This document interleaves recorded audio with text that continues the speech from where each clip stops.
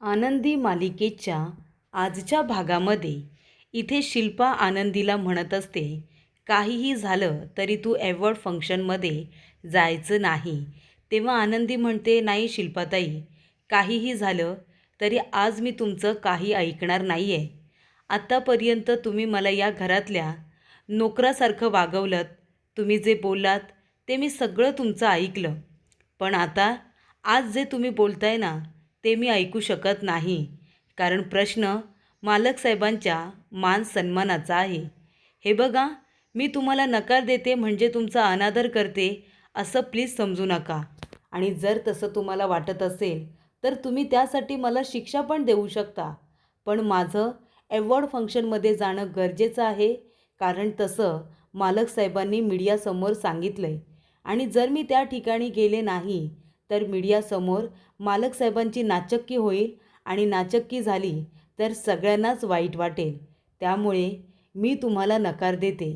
काहीही झालं तरी आज मी तुमचं ऐकणार नाही. अवॉर्ड फंक्शनमध्ये मालक साहेबांना शब्द दिल्याप्रमाणे मी जाणार म्हणजे जाणार असं आनंदी म्हणते. शिल्पाला राग येतो. रागानेच तिथून ती बाहेर पडते. विद्याधरने आनंदीचं सगळं बोलणं ऐकलेलं असतं. तेव्हा तो शिल्पाला भडकवण्यासाठी पुन्हा एकदा आगीत तेल ओतायला आलेला असतो. तो म्हणतो, ताई, अगं काय हे? त्या आनंदीची तुझ्यासमोर उभं राहायची लायकी नाही आणि ती तुझ्यासमोर इथे वचा वचा बोलते. अगं किती बोलली ती तुला? अगं या घरामध्ये तुझी इज्जत काय? अगं तुझा इथे रुबाब काय? म्हणजे या घरामध्ये एकमेव व्यक्ती तू अशी आहेस, या घरावरती हुकूमत करणारी, सगळ्यांना आपल्या तालावरती नाचवणारी. आणि ती आनंदी, ती भिकारडी आनंदी तुझी जागा घेऊ पाहते. अगं आधी तिने तुझा शब्द मोडला आणि आता तर काय, तिने तुला सुनावलंसुद्धा. लाज नाही वाटली का गं तिला असं करताना? त्या आनंदीची हिंमत आहे ना, इथे आता दिवसेंदिवस वाढत चालली. त्या आनंदीची लायकी काय आहे गं? एका कोपऱ्यामध्ये भिकाऱ्यासारखं बसून राहण्याची तिची लायकी आहे. आणि ती तुझ्यासमोर रुबाब करते. तिची एवढी हिंमत. आणि तुला माहिती आहे ताई, त्या आनंदीचा एवढा रुबाब का वाढत चालला आहे? खरंच तुला सांगू, तुझा तो लाडका भाऊ युगंधर आहे ना, त्याची फूस आहे त्याला. आता तो तर काय उघडपणे तिला सपोर्ट करतो आहे. पहिल्या दिवसापासून त्याचं तिच्यावरती प्रेम आहे ना व. आणि आता मुलं पण काय, मुलांनी पण तिला आईचा दर्जा दिला आहे, बरोबर ना? मग आता ती कुणाला घाबरणार आहे? ती कुणालाही घाबरू शकणार नाही. हे बघ ताई, मला तर आता हळूहळू असं दिसायला लागले की या घरातली तुझी किंमत आणि तुझी दहशत हळूहळू कमी व्हायला लागली. आता ती आनंदी इथे स्वतःच्या मर्जीप्रमाणे वागते. उद्या चाव्यांचा झुडकासुद्धा तिच्या कमरेला जाईल. तू फक्त बघत बसणार आहेस असं मला वाटतंय. या घरामध्ये तुझी जागा हळूहळू ती आनंदी घ्यायला लागली आहे आणि त्याला जबाबदार तो युगंधर निंबाळकर आहे. तेव्हा इथे शिल्पा म्हणते, अजिबात नाही, ते कधीही शक्य होणार नाही. शिल्पा निंबाळकर जिवंत असेपर्यंत ती भिकारडी आनंदी, ती पेटीतली भिकारडी आनंदी माझी जागा घेणार. मी ते होऊन देणार नाही. तेव्हा इथे विद्याधर म्हणतो, हे बघ ताई, या घरातली तुझी दहशत तुला जर टिकून ठेवायची असेल आणि त्या आनंदीला सर्व लोकांसमोर तोंडावरती पाडायचं असेल, त्या युगंधरला आणि आनंदीला वेगळं करायचं असेल, तर माझ्याकडे एक भन्नाट आयडिया आहे. तुला या घरातली तुझी जागा परत मिळवून देण्यासाठी मी तुझी मदत करेन. बोल, करू तुझी मदत? सांगू माझा प्लॅन? तेव्हा ती म्हणते, बोल, काय प्लॅन आहे तुझ्याकडे? तेव्हा विद्याधर म्हणतो, त्या आनंदीला मराठमोळ्या लूकमध्ये तयार होऊन यायला सांगितले ना, नऊवारी साडी, नथ, खूप छान गजरे वगैरे घालून, दागिने घालून यायला सांगितले. पण आता तू तिला असं तयार करायचं ना की मीडियासमोर तिची नाचक्की झाली पाहिजे आणि त्या युगंधरची इज्जत गेली पाहिजे. त्या युगंधरने सर्व मीडियासमोर तिला तिथून हकलून दिलं पाहिजे. अशा पद्धतीने तू तिला तयार कर. बघ जमतंय का? तेव्हा शिल्पा म्हणते, तुझा प्लॅन खूपच जास्त रिस्की आहे. पण हा प्लॅन केला ना तरच मला जे हवंय ते साध्य करण्यासाठी मला इथे मार्ग मिळेल. तू जे बोलतोयस ना विद्याधर, मी तसंच करणार आहे. आता बघ त्या आनंदीला कसं तयार करते ते. आनंदी समिताच्या फोटोसमोर उभी राहिलेली असते आनंदी म्हणत असते, समिधाताई, आज मालक साहेबांचा एवढा मोठा सत्कार होणार आहे. त्यांच्या मेहनतीचं त्यांना फळ मिळणार आहे. तुम्हालासुद्धा आनंद झालाच असेल ना? मलासुद्धा खूप आनंद झाला आहे आणि म्हणूनच मी तुमचा इथे आशीर्वाद घ्यायला आले. तुम्ही मला तुमचा आशीर्वाद द्या. मी त्या ठिकाणी सत्कार सोहळ्यामध्ये जाणार आहे, पण माझ्यामुळे या घराची आणि मालक साहेबांची इज्जत आणि मान खाली जायला नको. त्यांचा मान सन्मान कमी व्हायला नको. माझ्यामुळे त्यांची कुठल्याही पद्धतीची नाचक्की होऊ नये, यासाठीच मी तुमचा आशीर्वाद घ्यायला आली. मला प्लीज तुम्ही आशीर्वाद द्या. तेवढ्यात ते शिल्पा मागे येऊन उभी राहिलेली असते. ती म्हणते, आनंदी. तेव्हा आनंदी म्हणते, ताईसाहेब तुम्ही. तेव्हा इथे शिल्पा आनंदीला मिठी मारते आणि तिला सॉरीसुद्धा म्हणते. आनंदीला आश्चर्य वाटतं आणि तेवढ्यातच इथे ही शिल्पा सगळं मुद्दामून करत असते आनंदीला मॅनिप्युलेट करण्यासाठी, तिला फसवण्यासाठी. आणि तेव्हा शिल्पाच्या डोळ्यामध्ये आनंदीबद्दल एक वेगळाच राग आणि तिरस्कारसुद्धा दिसत असतो. तेव्हा तिथे माई आणि आप्पा दोघेजण आलेले असतात. ते जेव्हा बघतात की शिल्पा आनंदीला मिठी मारते, त्या दोघांना इतकं आश्चर्य वाटतं. आप्पा म्हणतात, अगं हे काय बघतोय मी? ही शिल्पा आनंदीला मिठी मारते? ती म्हणते, मला हे शिल्पाचं बदललेलं रूप पचत नाही आहे. खरंच सांगते मी. मला खूप जास्त भीती वाटते हो. ही शिल्पा आनंदीबरोबर खरंच चांगलं वागते की चांगलं वागण्याचं नाटक करते? मला खूप जास्त भीती वाटते. शिल्पाचं बदललेलं हे रूप मला काही पचत नाही आहे. काय अघटित तर घडणार नाही आहे ना? तेवढ्यातच इथे शिल्पा म्हणते, आनंदी मला माफ कर. आत्तापर्यंत मी तुझ्याबरोबर खूपच जास्त चुकीचं वागले ना? पण मी तरी काय करू सांग ना? मला तुझ्याबद्दल ईर्ष्या वाटत होती. कारण समिधा गेल्यापासून हे घर मी स्वतःच्या मर्जीने चालवलं. मुलांनासुद्धा माझी मुलं म्हणून मी वाढवलं आणि युगंधरचीसुद्धा एका मोठ्या बहिणीसारखी नाही, आईप्रमाणे काळजी घेतली. आणि आता तोच युगंधर तुझंसुद्धा ऐकायला लागला आहे. जो कुणाचंच ऐकायचा नाही, फक्त माझा ऐकायचा, तो युगंधर तुझं ऐकायला लागला. ती मुलं जी फक्त मला महत्त्व द्यायची, ती मुलं माझ्यापेक्षा जास्त तुला मान देतात, तुझ्यावरती प्रेम करतात. आई म्हणून तुझं ऐकायला लागलेत ते. हे सगळं बघून मला खरं तर ईर्ष्या वाटत होती की काल आलेली आनंदी माझी जागा घ्यायला जाते. माझ्यापेक्षा या घराला ती आपलं घर मानते. हे मला सहन झालं नाही आणि म्हणून रागापोटी मी तुझ्याजवळ वाईट वागत राहिले. तेव्हा शक्य झालं तर मला माफ कर. मी तुझी माफी मागते. आनंदी म्हणते, नाही नाही समिधाताई, अहो तुम्ही कशाला माफी मागताय?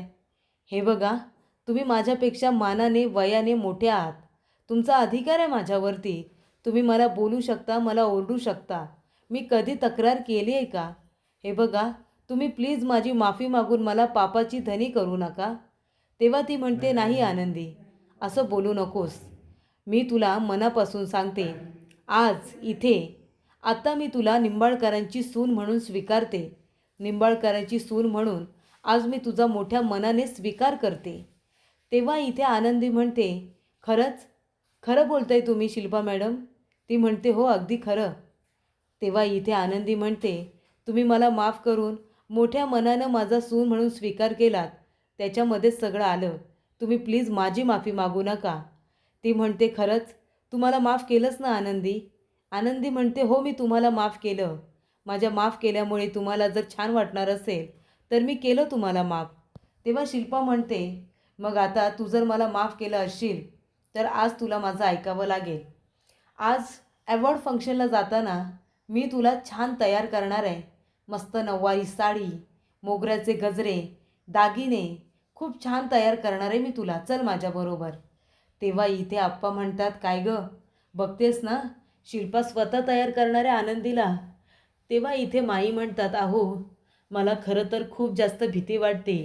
ही आनंदीला खरोखर चांगलं तयार करेल ना की काही चुकीचं करणार आहे? संकटाची इथे आता मला चाहूल लागते. माई घाबरलेल्या असतात. तेव्हा माई आणि आप्पा आनंदीच्या बाबतीत सगळं काही चांगलं घडावं यासाठी देवाकडे साकडं घालायला गेलेले असतात. तेव्हा माई फोन करतात आणि म्हणतात, मी येऊ का? आनंदीला तयार करायला माझी गरज लागणार आहे का? ती म्हणते, नाही नको नको, मी आनंदीला किती उत्तम तयार केले. अहो नऊवारी साडी, इथे आता पेशवाई दागिने आणि एवढं सुंदर तयार केलं ना मी तिला. मोगऱ्याचे गजरे, खानदानी निंबाळकर दिसते ती. तुम्ही अजिबात टेन्शन घेऊ नका. तुम्ही देवदर्शन चांगलं करा आणि मगच या. आनंदीसाठी देवाला साकडं घालायला माई आणि आप्पा दोघेजण गेलेले असतात. घरामध्ये शिल्पा आणि विद्याधर दोघेजणच असतात. शिल्पाने आनंदीला असं तयार केलेलं असतं ना, जसं तिथे आता ठरलेलंच नसतं. विद्याधर म्हणतो, अगं वा तायडे वा. अगं काय तू इथे खोटं बोलीस माई आणि आप्पांना. त्यांना तर असंच वाटेल की तू आनंदीला खूप छान तयार करणार आहेस म्हणून. ती म्हणते, अरे चल हट, बघ या आनंदीला मी कसं तयार केलं आहे ते. विद्याधर म्हणतो, अरे बापरे, कोण ही ट्रॉफी? ती म्हणते, आनंदी आनंदी. आनंदीने इथे आता गाऊन घातलेला असतो. वन पीस गाऊन, पण छान असतो, ब्लॅक कलरचा असतो. फक्त तो वेस्टर्नमध्ये येतो आणि अवॉर्ड फंक्शनच्या ठिकाणी ट्रेडिशनल लूक करणं हे गरजेचं असतं, कारण ती थीम असते ट्रेडिशनल लूकची. तेव्हा इथे आता शिल्पाने तिला ट्रेडिशनल लूकमध्ये तयार न करता केसं तिची इथे आता गोल केलेली असतात, म्हणजे ती बॉबकटसारखी असतात. आणि इथे जो ड्रेस असतो तो गाऊन असतो आणि तो सुद्धा ऑफ शोल्डर असल्यामुळे तिला थोडंसं ऑकवर्ड वाटत असतं. तेव्हा इथे विद्याधर हसायला लागतो आणि म्हणतो, अरे वा ताई वा. अगं काय तयार केलं आहेस या आनंदीला. मला वाटलं होतं की एखादी फाटकी तुटकी साडी नेसून तिला पाठवशील तू. अरे पण हिला तू कसलं तयार केलं आहेस गं. तेव्हा ती म्हणते, आनंदी आणि तुला असंच जायचं आहे. आनंदी म्हणते, मी नाही जाणार. तेवढ्यातच इथे कार्यक्रमाच्या ठिकाणी सगळे गेस्ट हळूहळू येत असतात. त्या ठिकाणी आलेला असतो तो म्हणजे आपला युगंधर निंबाळकर. मराठमोळ्या लूकमध्ये फेटा वगैरे घालून छान तयार होऊन तो सुद्धा आलेला असतो. त्याच्याबरोबर शिर्केसुद्धा असतात. मीडियावाले प्रश्न विचारत असतात की तुम्हाला एवढा मोठा अवॉर्ड मिळणार आहे, तुम्हाला कसं वाटतंय? तेव्हा तो म्हणतो की आपण केलेल्या मेहनतीचं जेव्हा आपल्याला असं फळ मिळत असतं तेव्हा तर आनंद होतोच ना. अजून कष्ट करण्याची आपल्यामध्ये एक इच्छा जागृत होते. तसं मलाही वाटते, एक नवीन उमेद मिळते. तेव्हा पत्रकार म्हणतात, आणि हे सगळं तुम्हाला जे यश मिळतं आहे ते आनंदी मॅडममुळे मिळतं आहे, तुमच्या बायकोमुळे. त्या तुमच्या पाठीशी खंबीरपणे उभ्या राहिल्या म्हणून हे सगळं शक्य झालं आहे. मग त्या आपल्या आनंदी मॅडम कुठे आहेत? तेव्हा तो म्हणत असतो की आनंदी मॅडम येतच असतील. आता एवढं मोठं अवॉर्ड फंक्शन होणार आहे, एवढं मोठं अवॉर्ड मिळणार आहे, मग आता माझी बायको म्हणून छान मिरवायला नको का? तसं तयार व्हायला नको का? छान इथे नऊवारी वगैरे नथ वगैरे घालून त्या येणार आहेत आणि लवकरच त्या इथे पोचतील सुद्धा. तुम्ही काळजी करू नका, त्या आता येतच असतील.